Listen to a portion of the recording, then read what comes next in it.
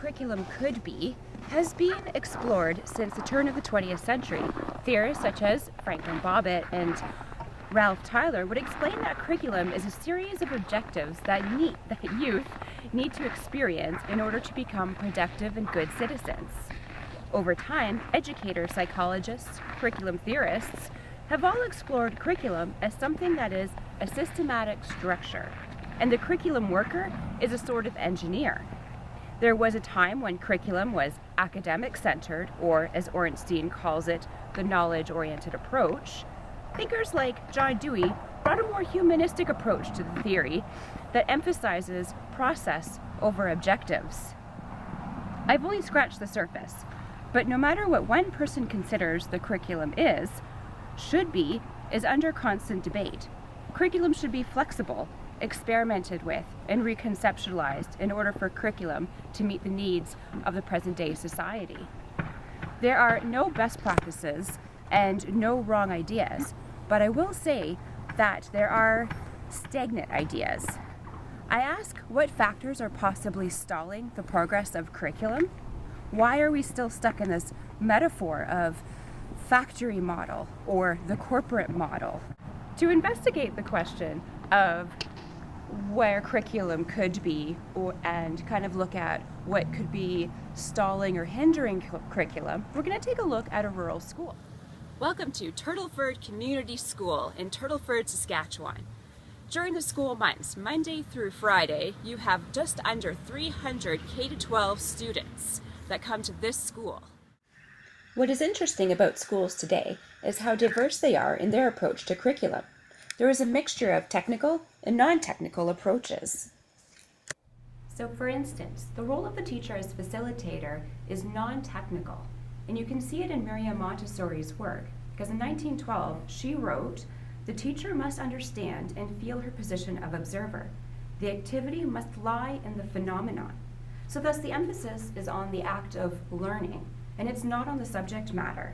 So the child learns to be independent and intrinsically motivated, which models or kind of replicates how a child would learn at the home, as well as the environment. The curriculum approach of the teacher as the facilitator has been encouraged by school divisions through professional development. They've chosen programs such as Daily 5 and Guided Math, and have really encouraged teachers, especially in the elementary end, to practice the workshop model. So Becky Bloom, who's our grade 3 teacher, is going to provide a little bit of background to what Daily 5 is and how she approaches a workshop model in her class. So kind of describe what Daily 5 is. Daily 5 is a choice-based activity, or I guess way of teaching. We take 2 periods of ELA in the day, and they have a choice of 5 activities they can do. They have to do all 5, but they can choose in what order they do them. Mm-hmm. So they have read to self, read to someone, work with words, work on writing, and listen to reading. And while they're doing that, they also have teacher time. So I will call certain kids back and I get some one-on-one time with those students. They have chosen their own books for read to self and read to someone, which is, I think, why they stay on task so well, because it's that's why it's categorized by theme to Yes. make the choices easier. Yes. Okay. Yeah. So then everything's choice-based, which just makes it their decision, which makes them happier to work, in my opinion. Okay. So collections was more whole group instruction Mm-hmm. based, where Daily 5 is independent work. And kids become more independent, they're expected to be independent, which gives you time to work with students at the back, one-on-one. So would your role then be, facilitator versus teacher at the front? Would you call Yes. yourself a facilitator? Yeah, you'd be a facilitator, Okay. because you do, the other thing with Daily 5 is it's timed intervals, right? So Mhm. they have a 15-minute interval and then we switch, or 20, depends how long they can work for with their stamina. We have stamina charts. When we switch, the odd time, I'll have a chime will go off, and it's a whole group instruction time, so the kids have to go back to their desk, or to a spot some kids have, or teachers have mats that the kids can go to. And when they go there, you can give a small mini lesson. So say we're working on verbs, you might just do a mini review lesson on what a verb is, whatnot, so that when they go back to their activities, if they're doing work on writing, they're focused on verbs. If they're doing, read to self, they might have a worksheet as you read to self, pick out the verbs or write down some verbs that you read in your book. So everything has a meaning while they're doing it. They're not just sitting and reading on their own. Mm-hmm. They have something to do with their reading. And that's where your mini lessons will come in. So yeah, I guess you're more facilitating then. Laurel Daranowski has been teaching for 27 years, and she teaches middle years, primarily math and some health classes. And she's going to explain what the RTI model is. Okay, so the RTI model is my gathering is a response to intervention. And what we do, we take a group of students, and we don't make our groups too big. We keep it small, probably about 5 or 6 kids. And so 5 or 6 kids to each teacher? Yes. Or EA, because EA is, do they also lead groups? Yes, they do. Okay. Yeah.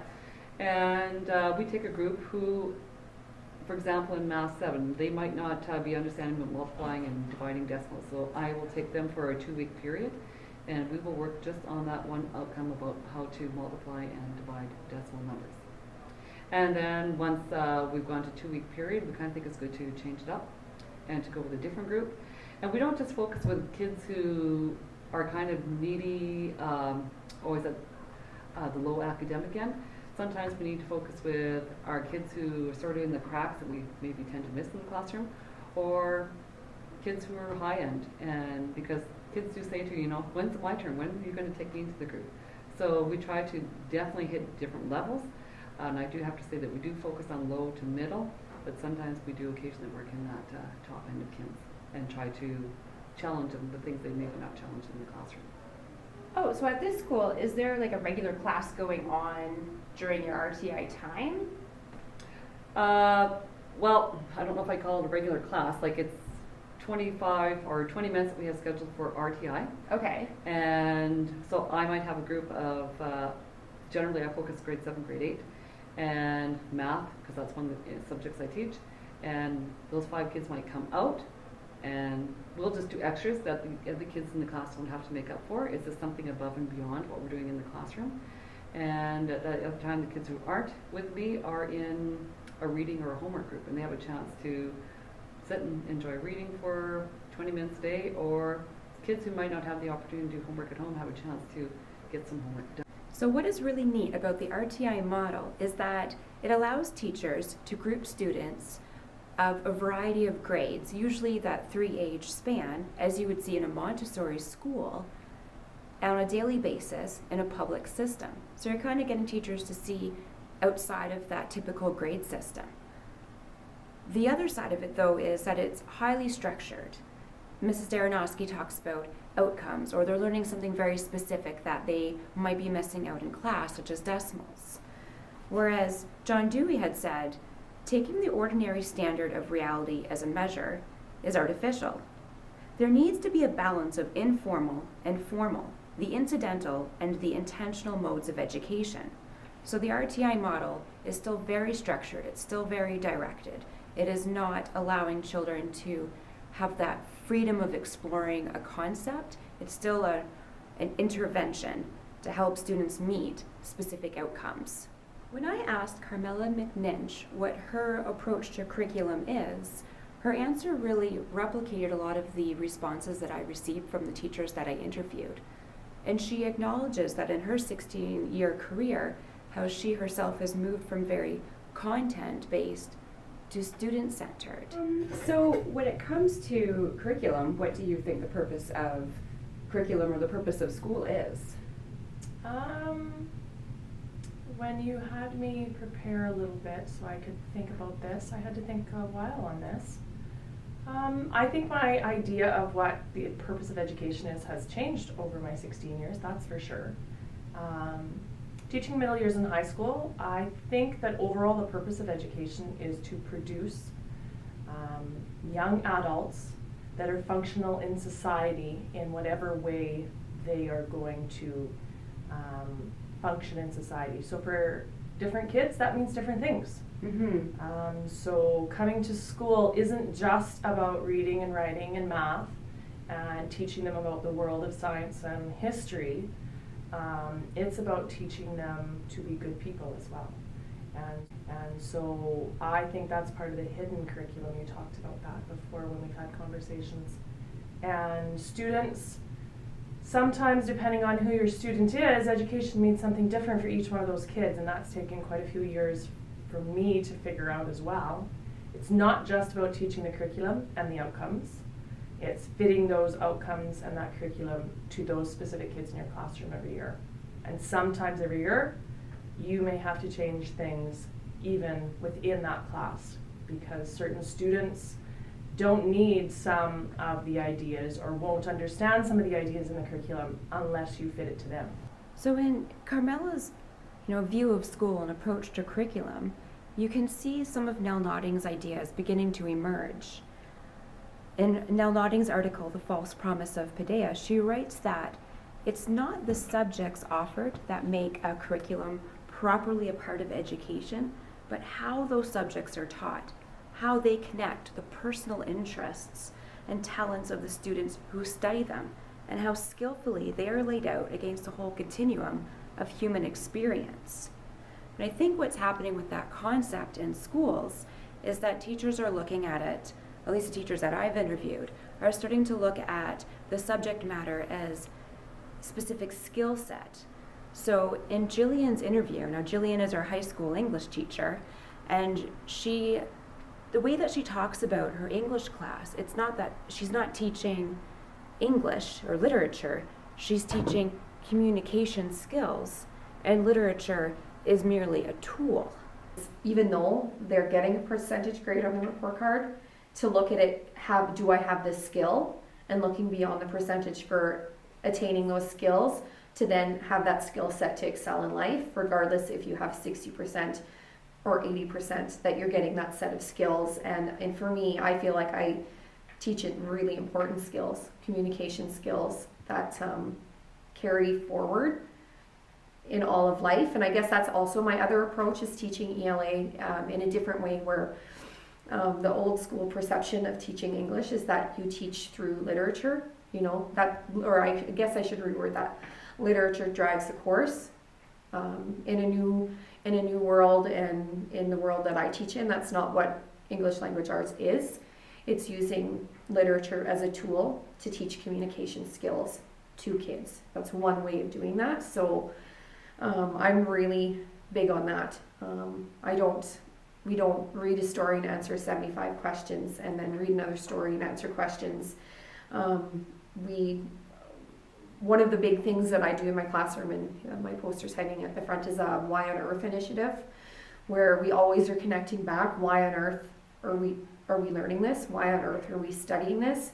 And try to connect it to their lives outside of the classroom and the building, and bringing a sense of what we do in class is significant to how they grow as a person and how they can learn to communicate in their jobs, in relationships with their family, and all those sorts of things. What's interesting about Jillian's perspective of curriculum and how she implements it is how she connects English to her students, and to create that curiosity and create that intrinsic motive by asking them, what does this mean to you?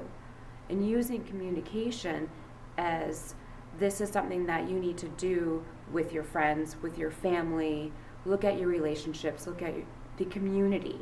It's not just a set of objectives or outcomes and saying create and compose, assess and reflect. So she's looking more again at that hidden curriculum.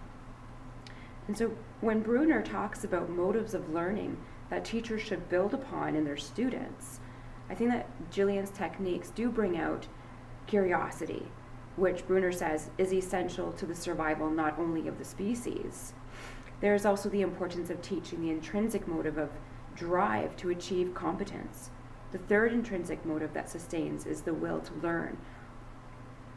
And again, that exchange, Bruner talks about that exchange between the teacher and the student, and that deep human need to respond to others and to operate jointly with them toward an objective. So it's, again, putting that teacher in that role of facilitator and asking them, how does this connect with you? And share your subjective experience with that text with us. And let's communicate and create a community in this classroom. Some of the ideas and language Jillian uses to describe her approach to the curriculum document can be found in the ELA 30 document. The idea that literature does not drive the curriculum falls under what ELA is not. What ELA is critical thinking, inquiry-based learning, helping students know what they're learning and why.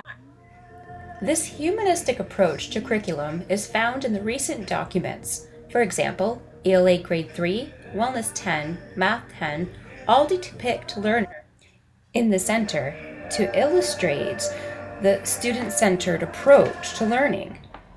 So I think of William Dahl, and when he said in his article, The 4 R's, an alternative to the Tyler rationale, in such, every test, paper, journal entry can be seen not merely as a completion of one project, but also as the beginning of another, to explore, discuss, inquire into both ourselves as meaning makers and into the text in question. Because learning does not end with a test or the accomplishment of an outcome. It is continuous. It is cyclical. But I think, Versus math. but I think within this, not necessarily, I'm not going to say embedded in the outcomes, but if you were to read a curriculum guide for Saskatchewan, it talks about the broad areas of learning and the intent of the curriculum.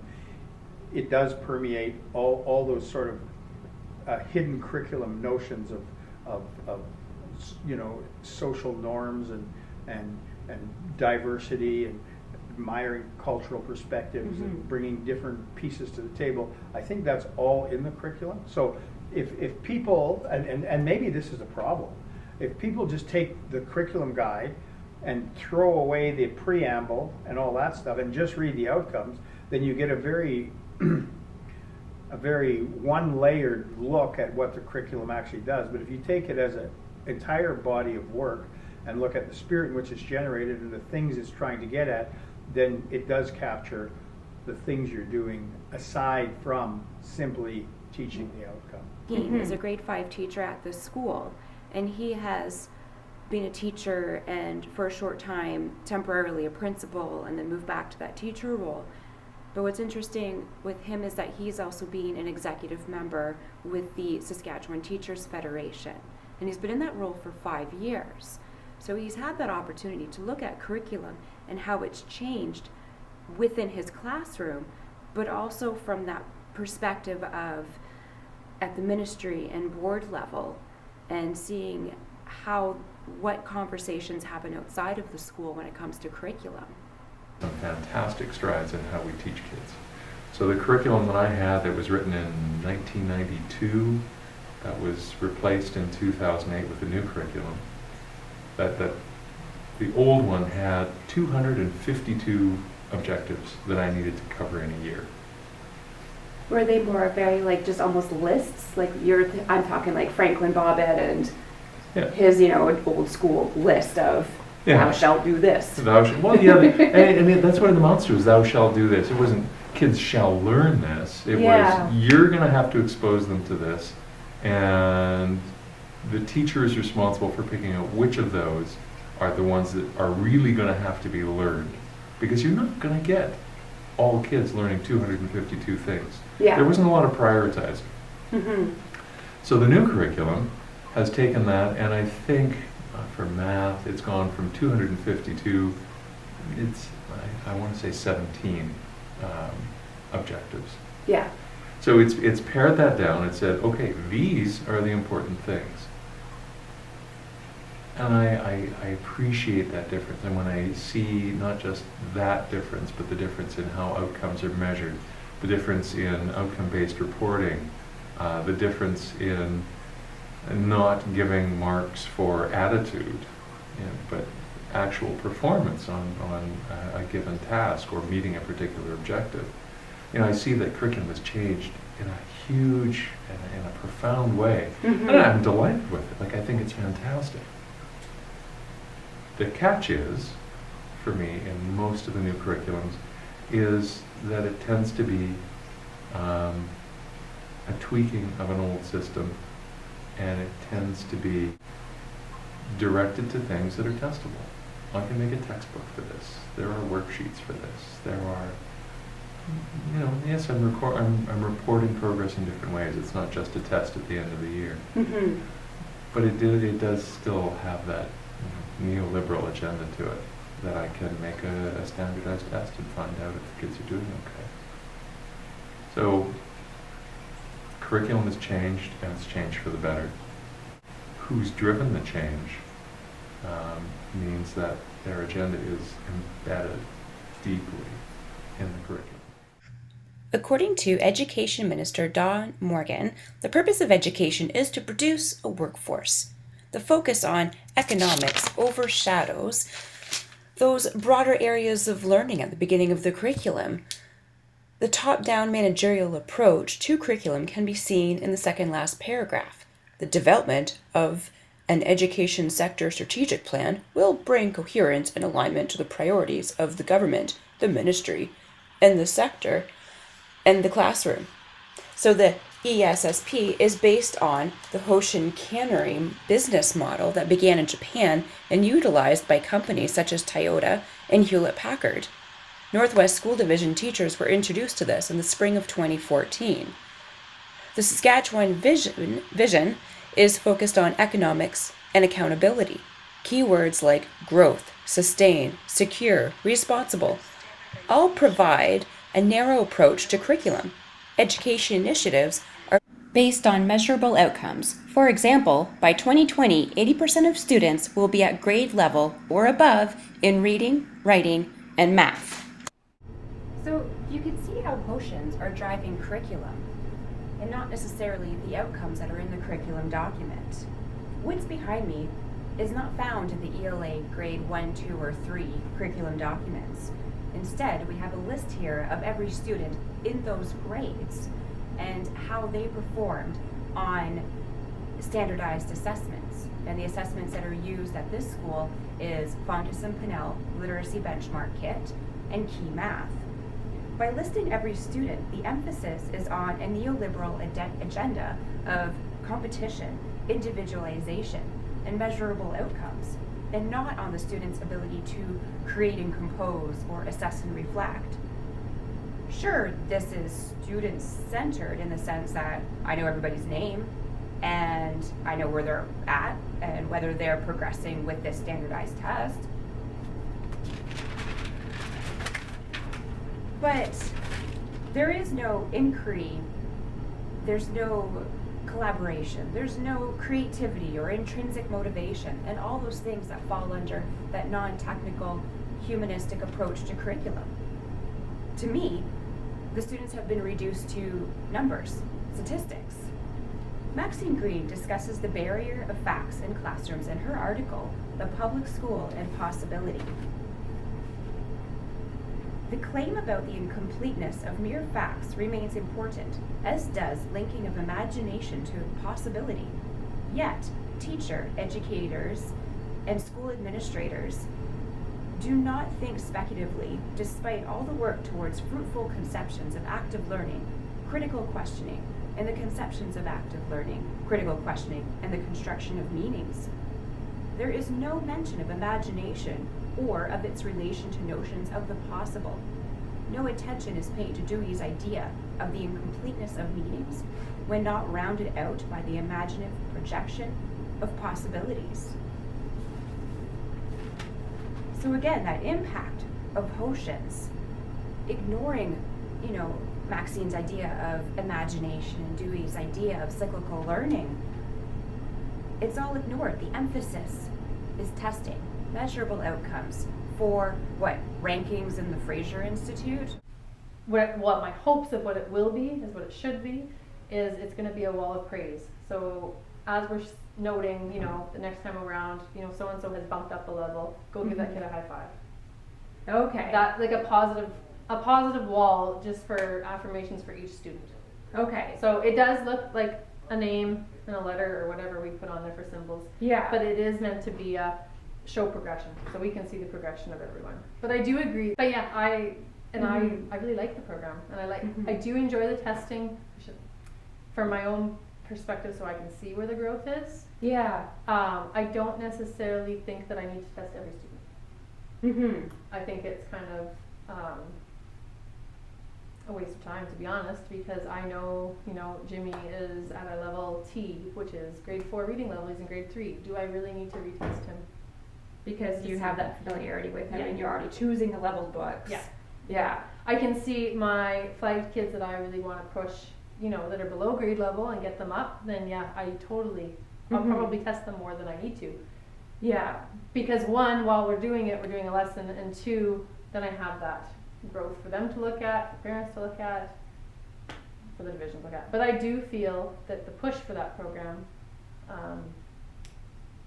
is a little bit too, how do you word this? Alberta, for example, rate your teachers, rate your schools, every Well, Ontario went that newspaper. way. And I kind of Long feel time like ago. this push is going that direction for Saskatchewan. And I don't necessarily agree with that. Especially in a school like ours, we're so diverse. We are transient, we have kids come and go. Lots of kids at home, like, you know, working in transition, that Yeah. they're not doing anything at home because we're lucky to get to school. So Yeah. it's not a fair list to look at on a piece of paper. So that part I don't agree with, But the workshop model and the success that you've had, Yeah. incorporating all of the heterogeneous Yeah. class, that's pretty cool. That's oh, working. it's fantastic. Yeah. Yeah. And the kids buy into it and love it, which is the coolest part. Daily 5 and guided math are examples of taking a humanistic approach, a non-technical approach, where the teacher is the facilitator and students have choices, and it's very individual and encouraging intrinsic motivation, and then fitting that approach into a very technical managerial model. So Brent Keane is going to offer a different perspective, or a bit more broader perspective, of Hoshin Cannery from his STF executive member experience. So we sit down with the Ministry of Education and the School Boards Association and unions involved in education, like the Educational Assistants Union, CUPE, and we talk about the education sector, and we look at the sector plan and where do we think more emphasis needs to be. And the dialogue that we have about that is, yeah, these are worthy goals. These, you know, more First Nations content, more higher reading levels for students in grade 3, because we've realized that that's, you know, after that it gets really hard. If we get a good investment up front, we'll have good results further down the road. And those are all good things, except what it ignores is that you don't have money for all of that. You can't Okay. reallocate resources that you don't have. Yeah, the last Hoshin's cannery kind of setup I saw, a lot of the planning was still, that's it was still planning. They had your Hoshins, but they hadn't really dictated, okay, how are we going to achieve this? Yeah. And I think 2014, I think last year is the one I was looking at. So they're all good goals. They're all wonderful thoughts. It's just that there's a disconnect between the money you're going to have to do it and the job you have to do. Yeah. If there was infinite resources and infinite individualization, you know, I think you could, you know, set up classes in a different way. You could meet individual needs in a lot of creative ways, but we don't have it. We have what we have, and what we have is something that we tinker with, but we don't do wholesale changes with. And that means that it comes down to a choice about where we put our limited resources without making wholesale change. One thing that Brent Keane is pointing out is that disconnect between these Hoshins or outcomes and how financially they're going to be supported and implemented in the schools. I'm going to move away from that because I don't think that's really the issue. I think it's that conflict between workplace intensification and teachers fighting for their professionalism, for their autonomy. So that neoliberal agenda is at work. The increase in data collection has added to what has been termed, workplace intensification. For a teacher to do a Fondas and Pinnell test properly takes 30 minutes to almost a full hour, depending on the student. I myself have done a lot of key math testing, and to do the kit properly, it takes me 3 45-minute periods. When do you find the time to do that? And at the same time, meet the deadlines that the division has implemented, because that data is collected and then sent on to the ministry. So that, again, that controlling of the work of teachers, which is the title of Michael Apple's article, There's that question of quality. Apple is saying that quality has been reduced because, again, it's the shortage of time. So in addition to having a humanistic approach being squeezed into a more managerial system, you also have this issue of transitioning between grade 1 through 9, which is outcome-based reporting, and there is no modified alternative education type labels for students, and the outcomes are more flexible. Then you have grade 10, 11, 12, where suddenly it's credit-based, and you do have to be labeled modified if you're not meeting a particular standardized outcome, and you're getting ready with credits, which is all geared towards a post-secondary institution. So in the next set of interviews, the teachers start to reveal those stresses. Because I think there's a disconnect. We're expected to include everyone in the classroom, and we have to make adaptations and modifications to meet every child's need. And yet the curriculum has changed in middle years and high school to where there are so many outcomes. So now I have all these students that I have to meet all their needs and try and get them all these outcomes, especially in middle years, because you're not really supposed to be modifying.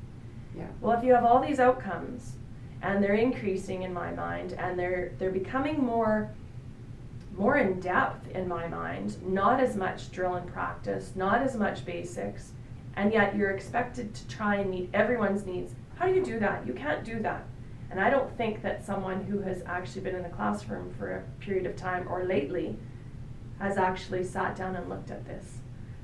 I can't meet the needs of all these kids at all these levels and teach this huge curriculum that is now, in my mind, more, I think they're becoming more and more geared towards students that are going into post-secondary. If we actually looked at the stats, there's not a heck of a lot of students that are going into post-secondary. There's a lot of kids going into trades. Post-secondary education is costly. Families can't afford that in this day and age.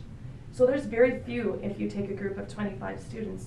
And I think the curriculums, if you look at them, if you truly look at them, in the sciences especially, a lot of them are geared towards students that are going into post-secondary. Yet, if I look at my current grade 8 and 9 classes, I bet I have a handful of students that will go into a university.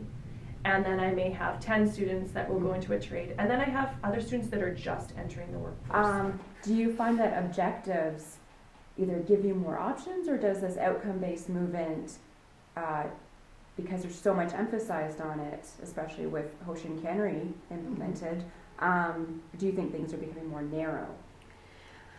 I do, because I feel like it's so focused on get the evidence to show me that they've met that outcome. I find that narrowing, because it's just like then you get fixated on that.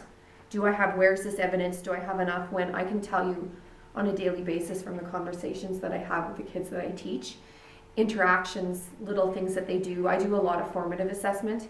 I don't, we do in each of my ELA classes, we do 3 major writing assignments.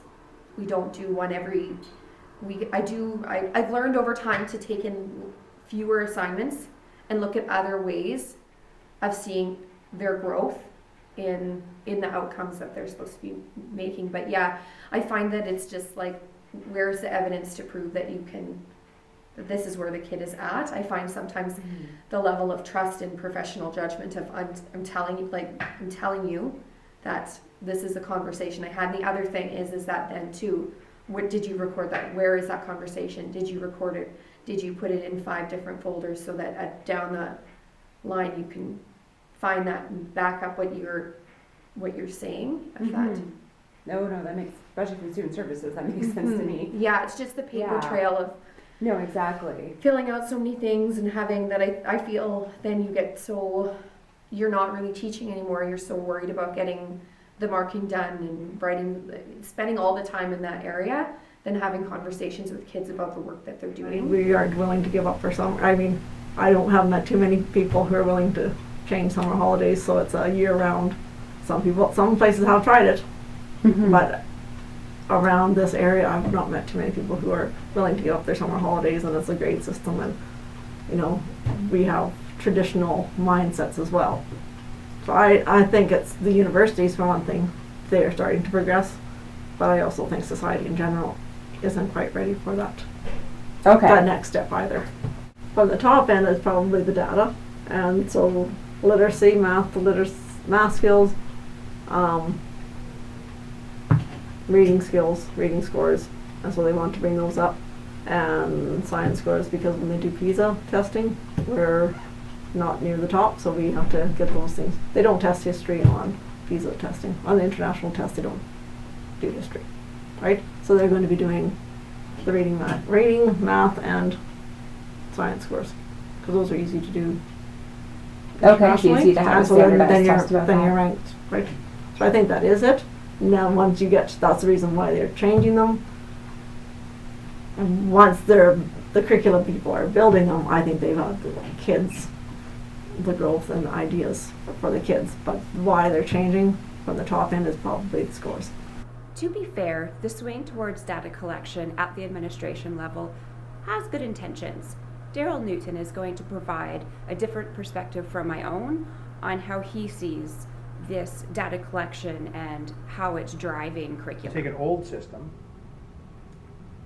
quite an old system, that's very ingrained and entrenched, and you bring in a new system or something that's different. The peril is they'll come up with a hybrid of something in between, because they can't go all the way over to this side, right? Mm-hmm. And the peril is ending up with something in between, which is less effective than either. Yeah. That's always the peril in it all. Are you afraid that there'll be a backlash, like back to older ways, back to the older system? Or do you think that if we continue this and continue implementing it? I don't think there'll be a backlash for this reason and this reason only. Mm-hmm. Because at one time in education, we did lots of things because it was the new feel. Oh, good, here's something new. But it was never necessarily versed in research. Anything we're doing in education now is very much research-based. There are very much facts and figures and numbers to support what we are doing. So if the research shows that that's more effective, then chances are it is more effective. And if it in fact proves to be more effective in the long run, you don't go back. It's when we try things, and I can think of an example, the whole language experiment in the 1990s, when we try things, As a product of that, right, yes. when we try things and we're not versed in the research and we don't know if it'll work, but it sounds really good, Mm-hmm. and we end up doing it and it ends up bombing, then we end up back where we started and we create even more resistance to anything new that comes along, because Yes. everybody says, oh, I've seen this show before. I don't need to really look any further because I know where this is going to go. Yeah. But I am cognizant of the fact that, for example, in our postmodernist world, the whole 21st century skills thing, there are some very redeeming qualities in the whole 21st century skills approach which are driving curricula now. And another thing that's driving curricula is the whole outcomes. So I would like to think that curricula now are not built so much on a philosophy as they are built on research and education, which is showing where needs and deficits are and where we need to take kids. So it's not so much driven from like your view of a corporate sort of model as it has been in the past. I think we look at what things will kids need in the 21st century for jobs that probably don't even exist yet. Mm-hmm. What are core skills? And we can say, okay, critical thinking is a core skill. Communication is a core skill. Collaboration is a core skill. Those are all skills which, through the curriculum, we can teach kids, and it would permeate every sort of stem of every discipline, and we'd be trying to put forth those skills. When I ask teachers what their ideal approach to curriculum is, it has nothing to do with scores, data collection, potions, outcomes, and a lot of what they wanted was very student-centered, humanistic, and already exists in the curriculum. I think in terms of elementary, this is an excellent approach. Having taught 13 years, this is the one approach where I feel I have done the most I can as a teacher for my students. I feel like we get more accomplished. I feel like the curriculum gets covered. I feel like I can see more of a growth, and I can chart that growth better for parents. And I think just because the language used while we're doing Daily 5, the parents hear, then they see it on the report card, and then it's just a whole Then they circle. understand the language, yeah. And the kids do too. So they know what they're learning and they can explain what they're learning to their parents, and parents know exactly what they're doing at school. No, I don't think it's a barrier at all. I don't think. Oh, that's cool. No. And I think the other thing is teaching kids choice is a huge lesson later on down the road. Yeah. And they're learning time management. They have, 17 minutes. You have to stand when you worked. You have to have that done in 17 minutes, which is huge for kids. So what would my ideal curriculum be? It would be pushing that metacognitive, that experiential, the broadening students' experience, engaging them more with each other, with their communities, all of that. And the bottleneck on making that happen is time and our emphasis on particular skills in the curriculum and the resources we have to do it. This year is a dream year for me. I've got 15 students who are pretty homogenous. I've got an intern, another adult in the room all the time. So the amount of time that I can get with each student makes a huge difference. I'm able to push students farther, get them to do more than I would in any other setting. I really this year, the other teachers that I teach with upstairs in the senior wing, we really have started working with each other to do some cross-curricular things, like how, you don't just write an essay in English, you need that skill in other classes and for them to see some transfer. So I guess my ideal is that just everyone can work together efficiently to meet students' needs, because I'm finding more and more the spread of kids' abilities and where they fall is huge, and I think that's why there's so much teacher burnout, because we aren't. I don't often think we manage those situations as in the best way possible, because we have the curriculum, we have this document to teach, and we have to get through it, and that's the bottom line. You have to teach these things. So if these 4 kids are not catching up or not getting it, and these 3 kids are ahead of where they should be, that you just keep plowing through and not really. I think sometimes the bigger idea of learning and gaining knowledge is sometimes lost in just like, let's just get through. I think if you could move it out into the real world, and so that they could explore. Like, I'm a history person, so I'm trying to bring the history to us in the classroom, but using the computer and the internet and all that, and you can show lots of things. But it would be awesome just to be out there and experience and then make that connection. So making the real life connections and having the money and the stand in that battleground. Or yeah, to do that, and then be able to jump off and talk to people who are involved in today's conflicts and bring the two worlds together easier. And I think sometimes it's the time, the money, the legal issues, all those things prevent us from getting connected to the real world. Because there's nothing really wrong with the curriculum per se, but we aren't doing it complete justice because we can't get out there as much as we want to make those real relationships with the kids. Okay. So that's and the fact that the kids have a lot of curriculum that they're. Well, I'm a real advocate. I like things like problem-based learning, inquiry-based learning, but it's got to be guided. I just don't know if there's much value in non-guided inquiry unless you would have to have a certain type of student and teacher to do that sort of thing well. Would be to have enough resources where there would be no boundary as to what you could actually do with kids.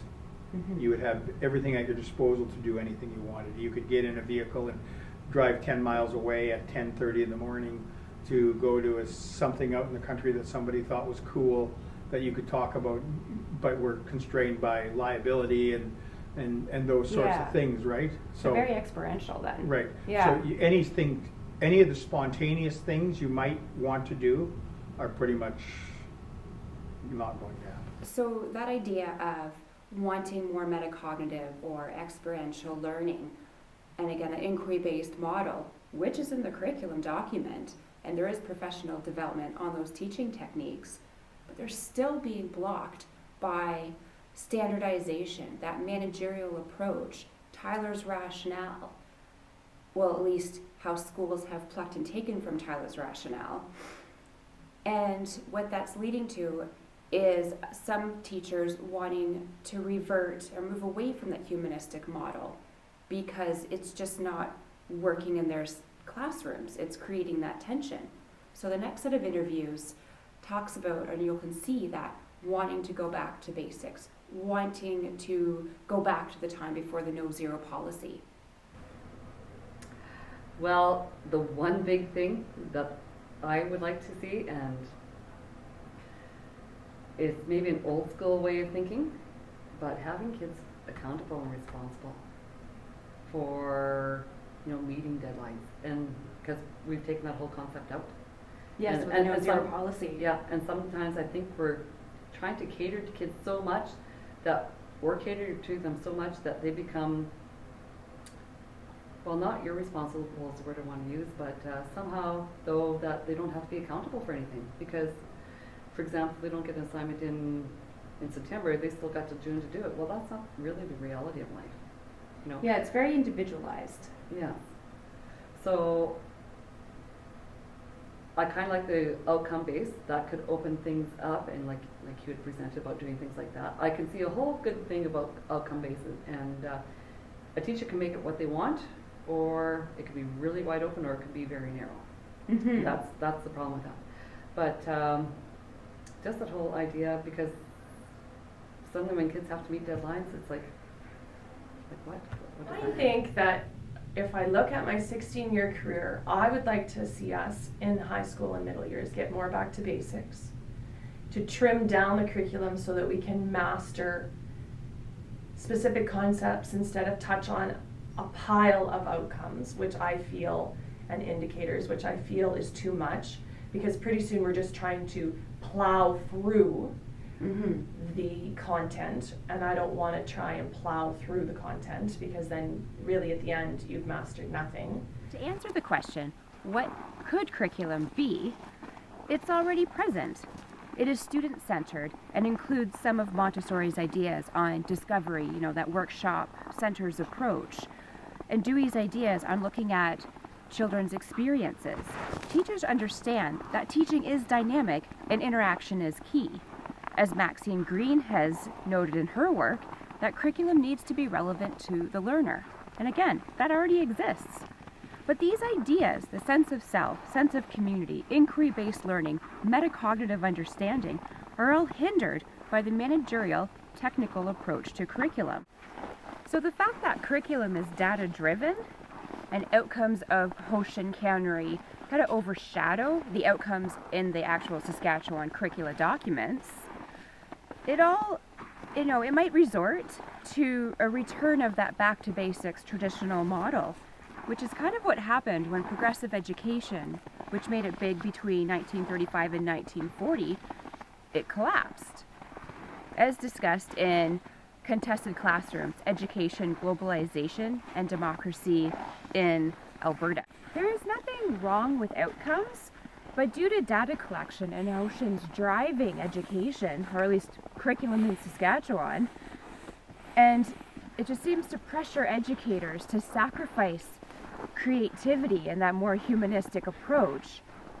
As Elliot Eisner suggests, the end product could be a surprise between the teacher and the pupil. It doesn't always have to be known. We need a balance.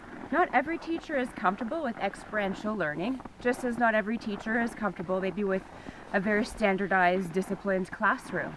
But teachers need that autonomy. They need to be respected.